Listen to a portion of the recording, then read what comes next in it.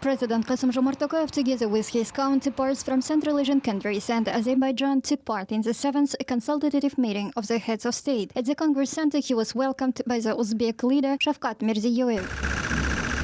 Consultative meetings at the level of country leaders provide an opportunity not only to strengthen leaderships, but also to jointly determine the future directions. President Tokayev emphasized that the format has already proven effective.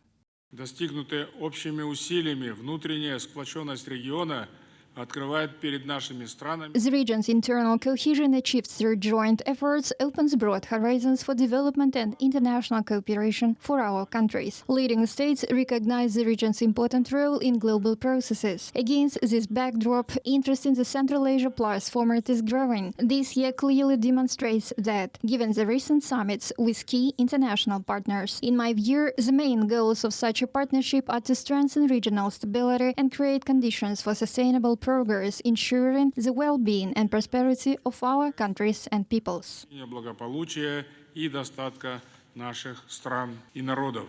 President Tokayev noted the achievements in strengthening the economic foundation of regional cooperation. Last year, the volume of intra-regional trade reached $11.5 billion, and the parties intend to raise this figure to $20 billion. The head of state called for the launch of breakthrough projects in promising sectors, namely in agriculture, the transit sector, the extraction and processing of rare earth metals, and tourism.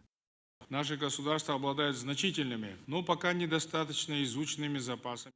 Our countries possess significant, but as yet underexplored, reserves of such resources. We can combine efforts to attract advanced technologies and introduce innovative solutions to the region. Kazakhstan has proposed establishing a regional research center for rare earth metals in Astana, which could provide investors with up-to-date information on available deposits and development technologies.